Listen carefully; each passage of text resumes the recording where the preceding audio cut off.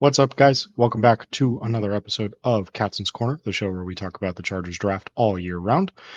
It's been a little while since I've seen you guys. I apologize for that. I was traveling out of town for a wedding, and then while I was at that wedding, I got sick and had a sinus infection for the last 2 weeks. So we're just finishing up my course of antibiotics today, actually, and so finally feeling better. My voice is well enough to record. I'm not coughing all the time when I'm talking for extended periods of time. So it's a perfect time to come back. And it's a perfect time to come back because we're about midway through the NFL season as we head into week 10 here. Obviously, the Chargers playing the Steelers on Sunday Night Football, which means that we're at a good point where it's time that we can start talking about mock drafts. You know, we're into November. Players are starting to get invited to the All-Star events. Shrine Bowl has sent out, I think, close to 15 invites already. So we're getting towards that part of the calendar. You know, it's getting towards that time. So today we're going to do a mock draft. We're going to do a full 7-round mock draft. Obviously, Chargers traded their 7th round pick for Awesome Deculus, so it won't be 7 rounds in that sense. But we're going to do a full mock draft for the Chargers. Before we get into that, of course, make sure you guys do all the YouTube stuff. Make sure you subscribe to the channel, hit the bell so that you get notified when Steven, Tyler, Alex, and I all post a video or go live. We've been doing some really cool stuff this year, and I think you guys will really enjoy it if you somehow this is your first exposure to the channel. I assume it isn't, but if it is, just make sure you guys are doing that stuff. The draft stuff on my end is going to start ramping up here in the next little bit. So if you want to find all that stuff, you can find it at Alex Katson, the same way you see it spelled on the screen on Twitter. You can also go to alexkatson.com. That has links to all of my work for the Chargers, for the UW stuff that I do, this show, the database stuff that I do, all my draft stuff, all the places that I am this year, because I know it can be a lot to keep track of. It's a lot to keep track of even for me. So if you want to find all that stuff, you can go there and get all of that. But without further ado, we will start with this mock draft. So you guys see that we are just going to be using the normal PFF settings. If you see me looking off to the screen, off to the side, it's just because I have this screen also on my end over on the right side for me. And so that will be why I'm looking over there. We're just going to use the normal settings. Go ahead and enter the draft. And before we get started, I am going to trade the 5th and 7th round picks to the Saints for just whatever I can get in 2027 without PFF telling me that it's going to be too lopsided and not accept it. The reason that we're doing this is because the Chargers have traded those picks. It's not in the PFF simulator for whatever reason. I think they just haven't updated it with the trades that have happened this season yet. So don't have those, but the Chargers don't have those picks, so we're not going to make them. So we're going to go and offer that trade to the Saints just because they're the first team that's available. And we are going to get started. Saints go Peter Woods at 1. That's crazy. Okay, let's see. Kenyon Sadiq has fallen to us at 22. That's certainly intriguing. I think that he's far and away the best tight end in this class. But do the Chargers really need a tight end with the way Rondé Gadsden is playing so far this season? I don't really know if they need like a top guy like that. But certainly something to keep an eye on because, like, you know, as much 12 and 13 personnel as the Chargers play with Tucker Fisk and Will Dissly, obviously the Tyler Conklin addition has not worked out. I do think that they could add another tight end. We'll talk about some guys maybe a little bit further down the board as we get more into this exercise in terms of other guys that might be available at that pick. Avion Terrell is AJ Terrell, the Falcons corner's younger brother, also at Clemson, the same way that AJ Terrell was at Clemson. He has played very well this season. I do think that he has a real shot at being a first-round player.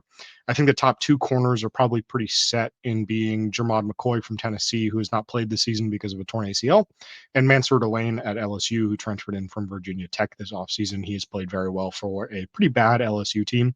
But I think those guys are going to be the top 2 corners off the board. And then once you get into the 20s, then it's going to be a little bit more of a conversation about who that next guy is going to be. Before we talk about more players, we should address too, like, I think the Chargers will probably look to trade down a couple of times in this draft, given that they right now are going into it with only 5 picks. But trades are so complicated and it's so early in the calendar that I'm just going to make these 5 picks as they stand. Not going to bother with trying to like maneuver around the board and do all this stuff. So if you are like, oh, you know, they should just trade down, I don't like any of these players. Like, I totally get it. I'm sure we'll explore those scenarios as we get more in deeper into the calendar into January and February, especially because like they're you know we will get to a point where that will certainly be a talking point. But right now, I'm just going to take some players. I'm more just trying to get you guys familiarized with some names that I think make some sense at each one of these spots. Especially because I know like this season we haven't had a ton of episodes of Katson's Corner, just with my other obligations and then also like with me getting sick this last couple weeks. So I want to try to talk about as many players as I can, even if it's just like very briefly while we kind of go through this. Francis Mauigoa, I think, is another guy that is an interesting guy for the Chargers if he does get there to where the Chargers are going to be picking like in the 20s, because you see him listed at tackle there, but I think most teams are probably going to see him as a guard. At the very minimum, he's going to be a right tackle. He plays right tackle for Miami right now, but he's really more of a power player, really translate. Like, I think his game will translate very well to guard. And so I wouldn't be surprised at all if he does convert to guard. And in that case, I think that he is certainly someone to watch for the Chargers because he fits kind of the mentality that they're looking for from that interior offensive line. But, and we had a really good conversation about this in the Guilty as Charged Discord the other day. I am really curious to see what the need at guard looks like for the Chargers this offseason because right now, I think that Zion Johnson has played well enough that you should extend him, given how much cap space the Chargers have. The Chargers are going to enter this offseason with the most effective cap space in the league. Uh, that a lot of that is because they have, upwards of 20, 25 players of their own that are going to be hitting free agency, Zion Johnson included. And so you have to pay to retain some of those guys. Like there's a conversation to be had. Like we'll talk about the edge room in a little bit here. I'm sure there's a conversation to be had there. Some of these other players that like are kind of like on the fringes of like maybe they resign them, maybe they don't. But right now, like I know Zion has been a punching bag for this organization for the last few years. Like I don't think that he's the player that the Chargers wanted him to be when they took him 17th overall in 2022. But he is a league average player at this point, and I think that every time that Jim Harbaugh talks about him, every time that Greg Roman talks about him, it seems like they're really high on the guy. I do think that he probably gets an extension at this point. I think that will probably be in like the $9 to $10 million range. Like John Runyon Jr. Got a 3-year, $30 million contract from the Giants a year or two ago. I think that that's probably a good framework to work off of. Maybe like the highest that you get is kind of like the contract that the Broncos gave to Ben Powers, and even then, Ben Powers is probably a little bit of a better player than Zion. That's going to be closer to like 10.75 a year. But really, at this point, like I think he's going to get extended. And I know that might not be a popular move with Chargers fans, but I do think that that's probably where we're heading right now. And then the other thing is that Mekhi Becton is cuttable this offseason, but we have to see what the stretch run of the season looks like, right? Because right now, right, with the amount of time that Mekhi Becton has missed and his inability to stay healthy through the first 9 weeks of the season, I think that the Chargers probably cut bait with him if it continues like this, right? Like if he continues to not be able to get through 2 games in a row at right guard, I think you cut him because the contract is cuttable. But if he gets through these like next, 7 or 8 games and plays the entire game, plays the way that he's being paid to play, then I think the Chargers will keep him going into next season. And so that if you re-sign Zion and you keep Mekhi Becton, then the need at guard is really lessened a lot more than I think the Chargers fans are currently talking about it. And so that's going to be really interesting to watch because like they're in a position right now where like they could take a guard in the first round. My buddy James Foster, who works with me over at our media company Wide Left, wrote a mock draft this morning where he had the Chargers taking Emmanuel Pregnon, the Oregon guard, at 22 in this spot. And I think that makes a lot of sense, right? Under the pretense of like one or both of Zion Johnson and Mekhi Becton are not on the team next season. But right now, there's just so much uncertainty about what that looks like that I don't think I'm going to go that route in the first round right now, just because like I think that there is just a little bit too much uncertainty. And I lean that both of those players will be on the Chargers next season. And so any guard that you're taking is going to be more of a redshirt candidate, right? next season because Mekhi Becton will have one more year on that contract. You bring in a guy to be the backup. Maybe he has to play in a pinch if Becton's injuries issues continue. But for the most part, right, like you're going to be trying to redshirt that guy and then have him take over as the starter at right guard for Becton after the 2026 season if Becton is still not performing up to expectations, right? So that's kind of the case with guard. Edge, I think kind of the same thing. Like there's a lot up in the air with that room. Khalil Mack is a free agent at the end of the season. Odafe always a free agent at the end of the season. Thule will need an extension at some point. He's getting towards his free agency window as well. So there's a lot still up in the air with that room. I think you can pay all three of those players if you want to, because uh, Thule, you can probably get at kind of a mid-market extension, like kind of an Alex Highsmith level extension, maybe. Odafe Owe will probably get paid pretty handsomely. And then Khalil Mack is going to cost the amount that Khalil Mack costs. And I think the Chargers will pay that because they want him to retire a Charger. But I think you can stomach paying all three of those guys for 1 year or 2 years, maybe, until Khalil Mack retires. And then you have a dynamic duo in Odafe Owe and Tuli Below two still locked down for the long term. And so you're not creating needs for yourself. Um, Looking at who else is on the board here, we got a couple wide receivers, another edge. I saw some love for Tennessee corner Colton Hood in the Discord right before I started recording, as I record this on Friday night. But I do think I'm going to go with Avion Terrell. I do really like the way that he's played at Clemson this season. Corner is kind of a weird position for the Chargers because they have gotten really good production out of the guys they've put on the field. Tariq Steele, Cam Hart, both fifth-round picks. Benjamin St. Juste on effectively a minimum contract. Dante Jackson not on a huge contract either. But I do think that like Still has gotten injured now multiple times this season. Cam Hart has been kind of banged up on and off. Benjamin St. Juste is on a 1-year deal. He's a free agent after this season. Dante Jackson has one more year on his contract. He's getting a little bit older. I do think that like corner is kind of a sneaky need for the Chargers. I like the player in Terrell a lot better than I like some of these other players. Once we kind of eliminate Maui Noah because of the need of guard that we talked about. So I am going to go with Terrell here just to kind of play out some options that the Chargers might have available to them. I know that might be kind of an off the wall pick, given what the Chargers mock drafts have looked like so far. But I am going to go with Terrell here and grab a corner to really lock down the boundary outside of Tarheeb still in the nickel and Cam Hart and Dante Jackson playing the way that they have. See how the board goes for us into the second round. Connor Lew just went. I just saw that. We probably should have the Connor Lew discussion as well. He goes at, where did he go? I just saw him. He goes at 35 to the Jets there. Connor Lew's a great player. If you guys have been following the stuff that I've been doing this season, you know that I'm a huge fan of Connor Lew, but he did tear his ACL. And now, the Auburn program is turning over. I do think that it's probably more likely than not that he goes back to school because he was kind of playing at like he was playing fine. He was playing at a fine level before he got hurt, but he was not like really like blowing people away. I think that he started to, kind of let some other guys creep into that center one discussion, one of whom we'll talk about in just a second here. But I'm really satisfied with the center class as a whole. I know like we haven't necessarily talked about it a ton. I do think it's going to be a fairly good interior offensive line class. I think that even if Connor Lew goes back to school, there's going to be plenty of options available. I know that he's kind of the guy that like in September, I was kind of planting the flag of like, I think this guy's going to be the Chargers' first round pick.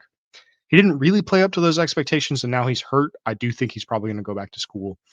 So that's why we didn't discuss him at 22 there, in case you're curious. But we're in the second round now, and right away, one name that sticks out to me here is actually CJ Allen at Georgia, the linebacker.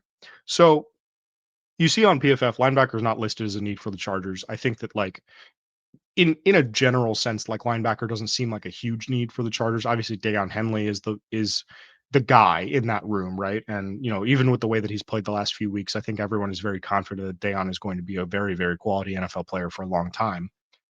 But the reason that Allen sticks out to me in particular here, and I don't think he'll be on the board at 54, but it's worth talking about because, we kind of have to play the board the way that it is on the PFF simulator, even if I disagree with it, right? I think that Allen is an extremely good player. I think he's probably going to be my second rated linebacker in the class behind Arvell Reese at Ohio State, maybe third behind Sonny Styles as well. This is a very good linebacker class. It's one of the best, deepest linebacker classes in recent memory, which is great because the state of linebacker play around the league is in a bad way right now. There's a lot of teams that need to upgrade their linebacker rooms. The Chargers are not necessarily one of those, but I think if you look at the current construction of the room, I think that spending a day 2 pick on a linebacker makes a lot of sense because Denzel Perryman is going to hit the age curve eventually, right? Like, and at this point now, like he's gotten injured in both seasons since he's been back, right? And so it's kind of time to start thinking about like what is the long term play next to Deion Henley. Obviously, the Chargers want that to be Junior Colson, but he's now been on IR in both seasons that he's been in the league. So what is that? What are you getting out of Junior Colson? Like, I don't think that you can walk into next offseason and run back a Denzel Perryman Junior Colson competition and be satisfied with that going into the next offseason. Troy Dye is a free agent after the 2026 season. He's a player that I know the Chargers like on defense, but he's not really a defensive player. He's more of a special teams player. And so the fact that, like, again, I don't think that you can be satisfied with going into that of like, we're expecting Troy Dye to play a lot of snaps for us on defense. And so when you have a good class like this, and this is something I know people get sick of the Ravens comparisons, but this is something that the Ravens did consistently when Joe Ortiz was in Baltimore. You take advantage of a class that is strong at a position and you take a player at that position, even if you don't necessarily need one. You take the best player that's on the board, no matter when that is. And I think the way that the board is going to fall, because a lot of the rest of this draft class is very flatly distributed. There's a lot of, I think there's going to be a lot of variance between grades like 20th overall and 70th overall, let's say, right? I think there's going to be a lot of variance there. We kind of have a good idea of like who the top 10 guys are, but even those top 10 guys are not like bona fide top 10 guys the way that we've seen in other years, right? And so there's going to be a lot of variation in evaluations around the league. And when that happens, the best players start to go off the board. And that's why I don't think CJ Allen will be here at 54, if the Chargers are picking 54th overall, actually, right? I don't think CJ Allen will be there because he's one of the best players in in that section of the draft. He's one of the best players like in that second tier of talent in the draft. He is a little bit of a hybrid player. He kind of moves around the formation a lot, but I think that's perfect for what the Chargers want to do, right? Like they want to get a little bit more multiple. They want to trick you a little bit with personnel, especially with as many light boxes as they play. You can kind of play CJ Allen as an edge and sneak another linebacker on the field. And so it looks like you're a nickel, but actually you're in base because CJ Allen is playing linebacker from an edge, alignment, right? And so you can kind of get some of that sim pressure stuff working when you line up Allen on the edge. You can do a lot more of that stuff. But I think he's also a very, very good linebacker. And that's important because, this isn't a guy like Isaiah Simmons where it's like, oh, yeah, you can put him anywhere and you can do all this tricky stuff with personnel, but he's not actually good at playing any of those spots. CJ Allen's a great linebacker. Like he's gonna be a good player. I think he's gonna be a really good player. So I was gonna do something else here, but I didn't realize Allen was gonna be here. I think I am gonna take Allen because, like I said, it's a great linebacker class. I think there's a lot of good talent to be had, and when that happens, and you get a board like this, I think you have to take the best player that's on it. So CJ Allen in the second round. I know we've gone defense the first two picks. I'm sure everyone at this point is probably screaming about offensive line. I totally get it. We'll get to that in just a second. Um, Quarterbacks at the top of the board here. Another corner. So yeah, I think this is the point of the draft where I'm going to go off the rails from the simulator, and I'm just going to go to the interior offensive line filter, and we're going to scroll down because the PFF mock draft simulator has Yapani Lalolu at 228th overall, and I think that's insane. I think that's ridiculous. I think that he has played his way into the center one conversation the way that he's played this season. Oregon's been a little bit up and down the last few weeks. I totally get that. Like I don't think that anyone in that Oregon program has played up to their standard except maybe Pregnon, who you see PFF has at 253. I think that's also crazy. I think that he's probably like a late day one, early day two player at this point in time. But Lalolu is exactly the body type the Chargers want to have at center because he is so densely built at center. But he's also a very good athlete for how big he is. And so when you think about the way that the Chargers want to run, like the reason that Bradley Bozeman is still in the game for the Chargers right now, the reason he's still in the starting lineup, outside of all the stalwart quotes and the stuff about he's a captain and whatever, is because he's a stout guy in the run game. I know it looks like he falls down a lot, even in the run game, but like he is a reasonable blocker in the run game, and he lets the Chargers do what they want to do in terms of their interior running concepts. But I think we all agree he probably needs to be replaced going into next season, or at least pushed, right? He at least needs to have some legitimate competition, not the Andre James, Zion Johnson quasi competition that we did this offseason. Bradley Bozeman is also older, right? He's getting on the older side, and so you need a long-term option at that spot. I think Lalolu is the exact guy that the Chargers want scheme-wise in this offense.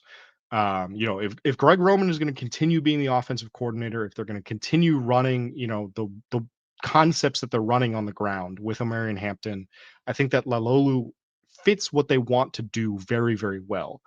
I would take him in the second round probably at this point, maybe in the third round. I need to go back and fully watch all of his tape to kind of finalize like where I like that range. But he was the guy that I kind of wanted to take at 54, but CJ Allen was on the board. Because of the way that the PFF simulator works right now at this point in the calendar, I can get him in the third round too. So we're just going to do that. Center valuations are weird. Like it only takes one team. That's true for all positions, but especially for center, it only takes one team. Drew Scruggs was a second rounder. Drew Kendall was a fifth rounder before the Chargers were able to pick him. Went to the Eagles. But like centers are all over the place all the time, right? Josh Myers went over Creed Humphrey a couple years ago, and so it's always really hard to get a handle on those guys. But we're going to take Lalolu in the third round, shore up the center spot, and we will move to the fourth. Couple of names that I like going off here. Caden Green is a guy that could convert to guard. Skylar Gill Howard is out for the season, but I thought he was playing really well at defensive tackle before he got injured. Um, Defensive tackle is another spot where I think like the Chargers fans want like a true like difference maker type guy, but I just don't really see the need right now. I think that you probably bring Tier Tart and Deshaun Hand back. Um, you have a very good top three of Tart, Hand, and Jamar Caldwell at that point. And so Justin Boybe has played well, so you have kind of a really good top four there. Um, maybe you go over the top and you add like a true ceiling raiser there, but I just don't think the Chargers are going to really be in a position to do that. They're not going to be in a position to take a guy like Peter Woods in the top 10. And so I don't think they're necessarily going to be in a position to add that guy, at least through the draft this offseason. So that's kind of the thought there on defensive tackle, why we haven't really discussed it very much. Looking at the board here, not a huge fan of what we have going on here. I do like Emmanuel McNeil Warren. I think that he'll be a lot higher than this by the time the actual draft rolls around.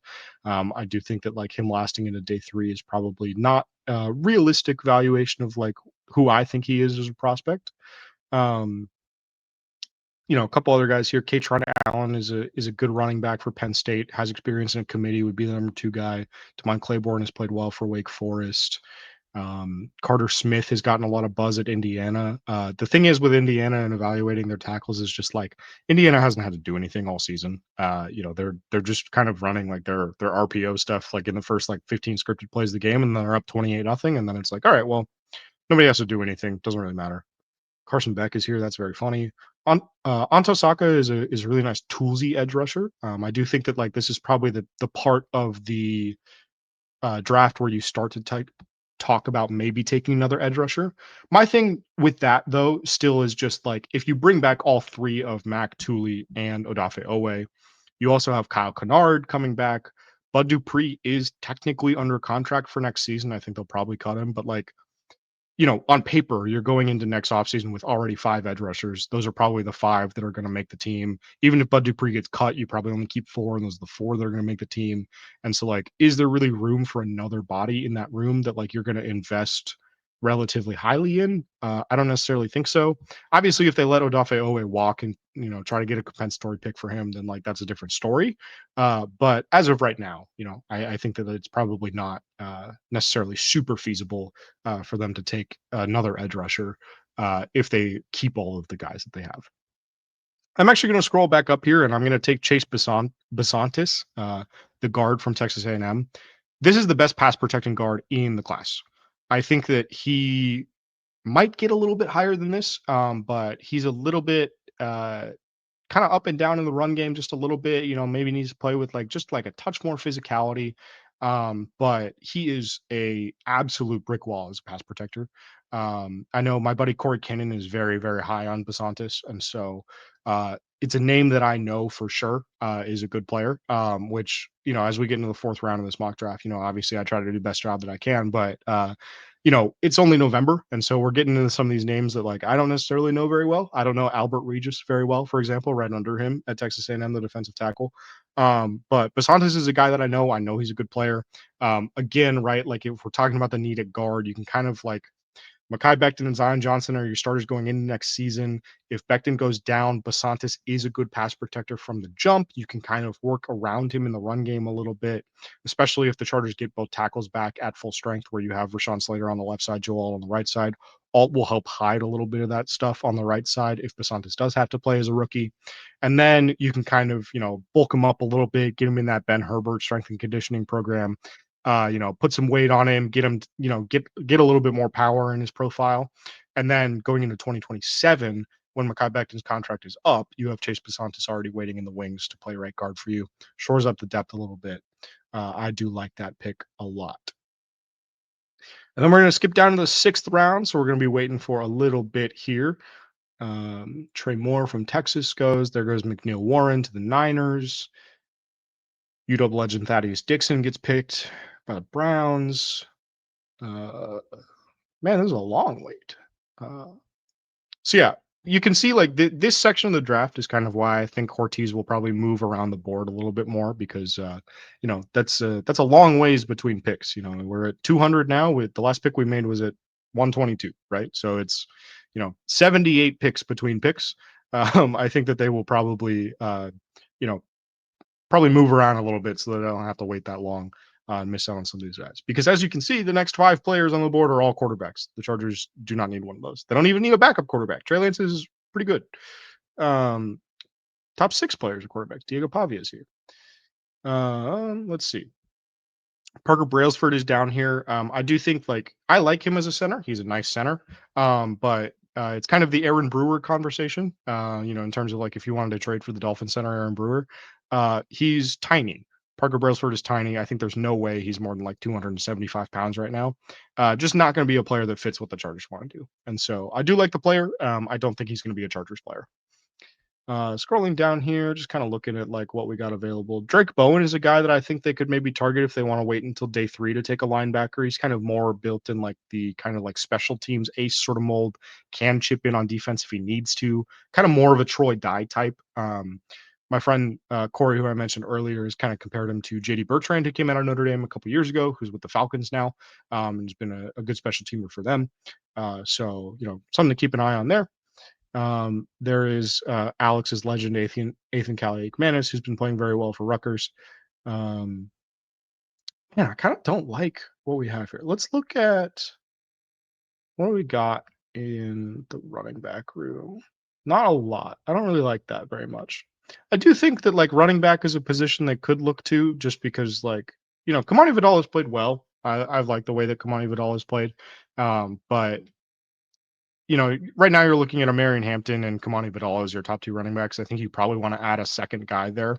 I kind of do think the Chargers will probably have that second guy be a veteran that's a free agent. I haven't taken a look yet at who those free agents might be, but I think that they'll probably want that to be a veteran just because the rest of the room is already so young. So maybe they throw a day 3 pick at it, but I'm not in love with any of those guys that are on the board at 200 there. So I think we can kind of skip that. Tight end, a couple of these guys are intriguing. Marlon Klein has been injured a lot. John Michael Gillenborg is basically Mike Gesicki. I don't think the Chargers will be very interested in that. Jaron Kanak is a converted linebacker. He's fine. RJ Maryland's been fine. Jack Velling is a guy that had a lot of draft buzz a little bit earlier in the cycle. Let's look at safety also. Jalen Catalon. Wow, that's crazy. VJ Penn has a Shrine Bowl invite. I'll see him in January in Frisco. So that is certainly a name to keep an eye on, but I'm not super familiar with a lot of those guys either. Let's go to Edge as well. Yeah, not super in love with that. I think we're gonna go back to tight end, and I'm actually gonna take a guy that I got a note about the other day, and that's Stanford tight end Sam Roush.